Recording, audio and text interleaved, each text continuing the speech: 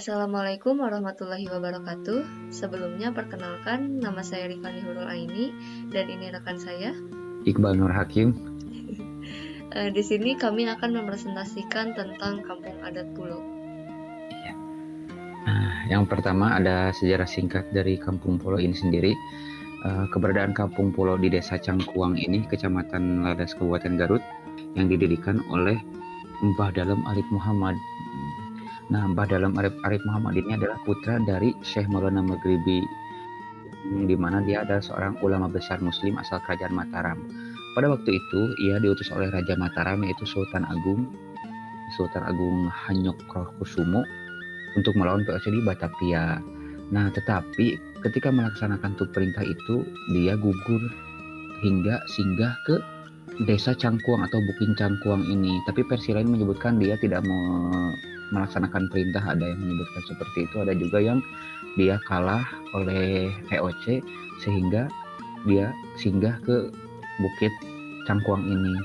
Kenapa ke Bukit Cangkuang? Karena di Bukit Cangkuang ini ternyata mayoritas agama yang dianut adalah agama Hindu. Nah, Mbah Dalem Arif Muhammad ini ingin mensyiarkan agama Islam di Kampung Pulo ini. Akhirnya para masyarakat di sana alhamdulillah dimualafkan oleh Mbah Dalem Arif Muhammad ini dengan membaca dua kalimat syahadat. Nah, Mbah Dalem Arif Muhammad ini memiliki 6 putri, 1 putra. Next. Nah, ini ada larangan dan pantangan yang dianut oleh masyarakat setempat di kediaman Mbah Dalem Arif Muhammad. Selanjutnya ada larangan dan pantangan. Nah, yang pertama ada tidak boleh menabuh gong besar. Terus yang kedua tidak boleh membangun rumah beratap jure. Nah, ini dari 2 poin ini ada alasan tersendiri dari kenapa tidak dilarangnya kedua poin ini. Yang pertama ada dari sejarah yang tadi itu, ketika putra dari sang Mbah Dalem Arif Muhammad itu sedang hitan, nah ada arak-arakan. Nah, ketika arak-arakan di sana ada pesta besar, ada gamelan yang menabuh gong dan sang anak menaiki rumah-rumahan yang berbentuk rumahnya seperti atap jure ini. Nah, ketika menabuh gong dan terjadilah sebuah musibah yang tidak terduga-duga, yaitu badai besar, hingga akhirnya sang putra dari Mbah Muhammad itu terjatuh dari rumah-rumahan hingga meninggal dunia. Dan akhirnya dari sanalah larangan dan pantangan ini muncul. Terus yang ketiga ada tidak boleh memelihara ternak besar berkaki 4 di Kampung Pulo. Nah, ini di sana ada banyak makam-makam yang disakralkan sehingga takutnya akan mengotori si makam tersebut. Terus yang keempat, tidak boleh menambah atau mengurangi jumlah bangunan di Kampung Pulo. Nah, jumlah bangunan di sana ada 7. Yang pertama rumah-rumahnya ada 6 saling berhadapan. Terus yang ke satunya itu musola. Nah, si musola itu melambangkan sang anak satu-satunya laki-laki yang meninggal dunia itu. Nah, terus penghuni yang kelima ada penghuni Kampung Pulo tidak boleh lebih dari 6 kepala keluarga. Nah, itu tadi karena penghuni dari Kampung Pulo ini sang pewarisnya itu seorang perempuan dari keturunan Mbah Dalem Arif Muhammad.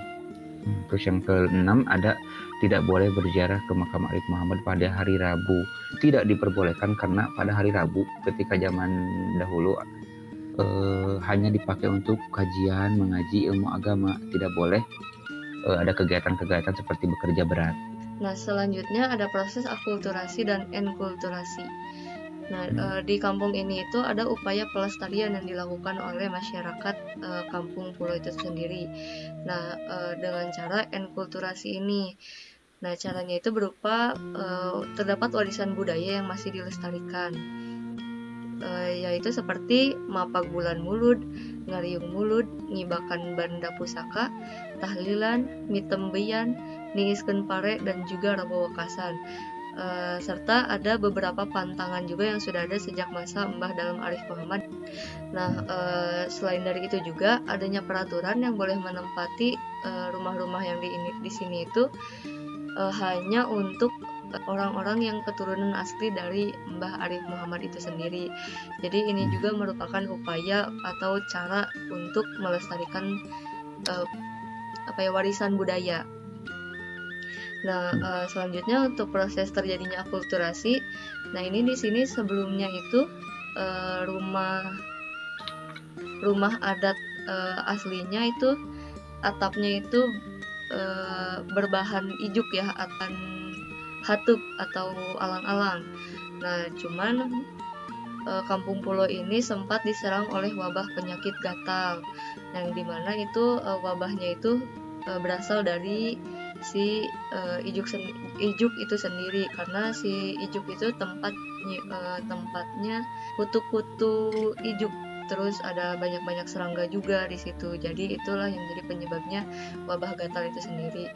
Nah, akhirnya rumah-rumah yang ada di Kampung Pulo itu atapnya diganti dengan menggunakan genteng.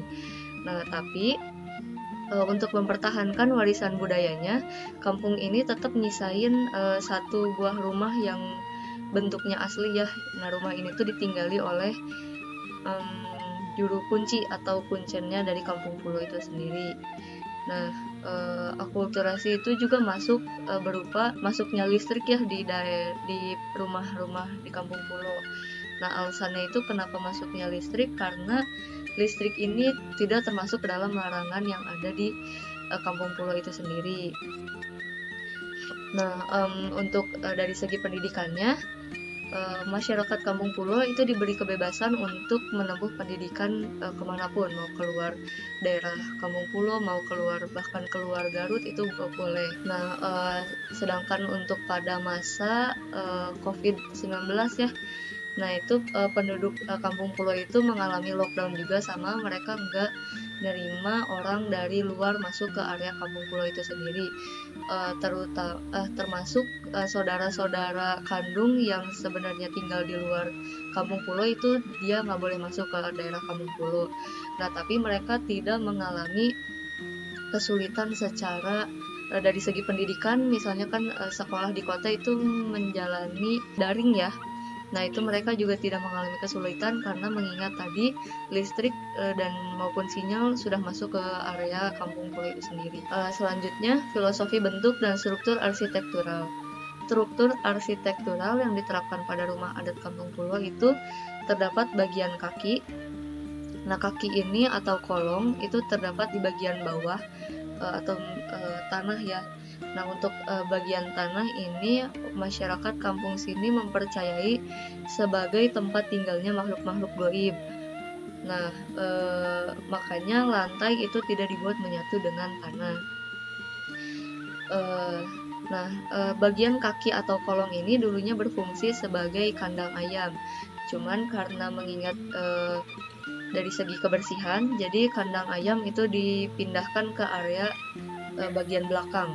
Nah, untuk saat ini bagian kaki atau kolong difungsikan sebagai tempat menyimpan bubuk beling dan juga cabai. Ini fungsinya tujuannya untuk menghangatkan ruangan yang ada di atasnya dan juga untuk menolak balai itu tadi.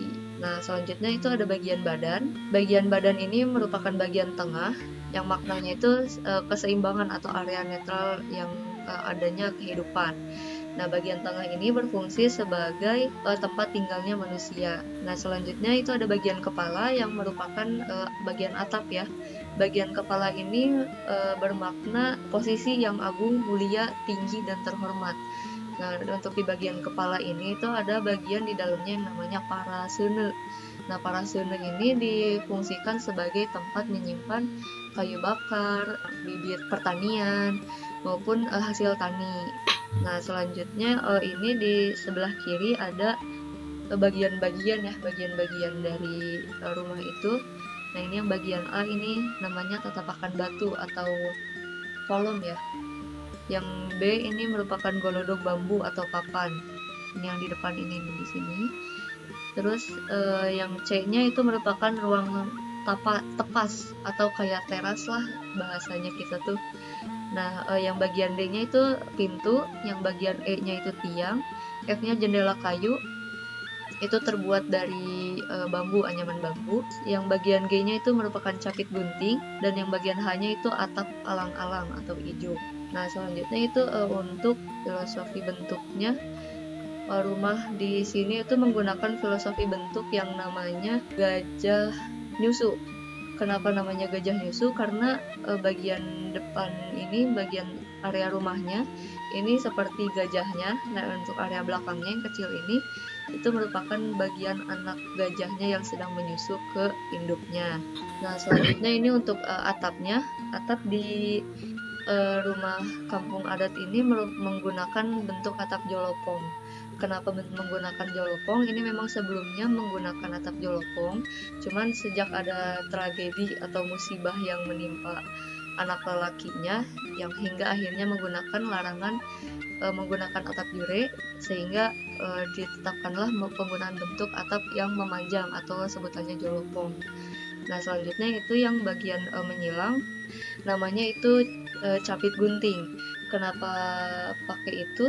Karena ini tuh bermakna pageh nyepeng amanat katanya gitu. Jadi kita harus memegang amanat yang kita terima dari orang lain. Nah, selanjutnya itu posisi tata letak rumah kampung pulo. Di sini itu untuk area masuknya itu dari sebelah musola ya, area masuknya yang di sebelah situ. Nah, di sini itu ada 6, jumlahnya ada 6 rumah dengan masing-masing 3 yang saling berhadapan, yang artinya itu 6 putrinya Mbah Eyang Arif Muhammad. Nah, yang satunya lagi ini diartikan sebagai putra dari Mbah Eyang Arif Muhammad. Nah, ini dibuat saling berhadapan masing-masing 3. Kenapa? Karena berfungsi untuk penduduk sana agar bisa saling memperhatikan satu sama lain. Selanjutnya ada elemen interior yang ada di Kampung Pulo ini. Yang pertama ada keterangan yang satu nih. Yang pertama ada golodog yang tadi disebutkan oleh Ripani. Nah, golodog ini berfungsi untuk kekesed atau tempat alas kaki biasanya. Sebelum masuk ke rumah itu kekesed dulu di sini gitu, terus masuk ke tepas. Nah, tepas ini biasanya untuk meriung mengpulung kalau ada tamu, kalau ada keluarga yang berkunjung di tepas ini. Terus yang ketiga ada kamar tidur tamu. Nah, kenapa kamar tidur tamu disimpan di luar, tidak di dalam? Karena itu berfungsi untuk ketika tamu ingin keluar rumah di malam hari tidak mengganggu keluarga yang ada di dalam gitu. Terus yang keempat ada kamar tidur utama nih biasanya, terus ini ada kamar tidur anak. Nah, terus ini yang kelima di ruang tengah. Ruang tengah itu untuk berkumpul keluarga ataupun ada tetamu yang berkunjung ketika ada hari Muludan tadi, terus ada rebuah kesan, itu biasanya makan-makan di sini. Terus yang keenam ada ini ada dapur. Nah, dapurnya di sini ada hawu, terus di sini ada tadi ada parasene. Nah, ini hawunya.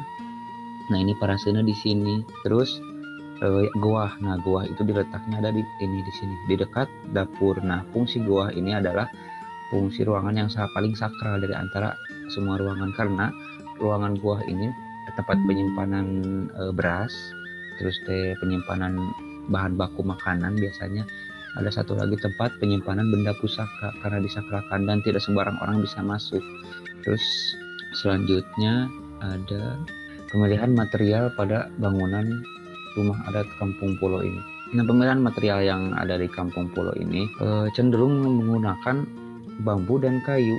75%, 80% menggunakan bambu. Nah, ini ada beberapa contoh material yang digunakan. Yang pertama ini ada di pintu masuk, ini menggunakan bahan kayu, papan, dan juga ada bambu. Ini disebutnya anyaman sasag. Nah, terus yang kedua ini ada bagian siling di dapur. Ini untuk menahan tadi tempat para tadi penyimpanan bahan-bahan baku, itu bahan-bahan kayak hasil panen, bibit-bibit itu di atas untuk agar kuat. Selanjutnya ini ada jendela. Saliksig. Nah, ini namanya saliksig. Saliksig itu kalau sekarang itu tralis ya. Nah, ini saliksig untuk keamanan, biar tidak ada orang yang masuk lewat jendela. Terus yang ini ada palupu. Palupu adalah keseluruhan lantai material lantai yang digunakan. Nah, terus ini ada atap siling bilik dan juga semua dinding hampir siling itu menggunakan bilik. Nah, itu terus ini ada musola. Musola juga sama. Memang hampir keseluruhan menggunakan bambu dan kayu. Nah, selanjutnya ada tradisi. Nah, tradisi ini dikhususkan ketika kita memasuki area kampung adat ini, kita diwajibkan menggunakan air 7 sumur. Nah, ini tuh isinya air 7 sumur. Ini dari rumah-rumah yang ada di sana. Dan satunya itu musola, dari musola. Nah, kenapa harus digunakan? Karena kewajiban memasuki kampung adat ini harus bersih, diwajibkan untuk berwudu terlebih dahulu ketika memasuki kampung adat ini. Sekian, ini kemarin kata Bu, ini Bu kita datang ke sana. Iya, ini bersama Pak Umar, ketua geng. Iya. Sekian presentasi dari kami. Terima kasih banyak. Mohon maaf bila ada kata-kata yang tidak berkenan. Terima kasih. Wassalamualaikum warahmatullahi wabarakatuh.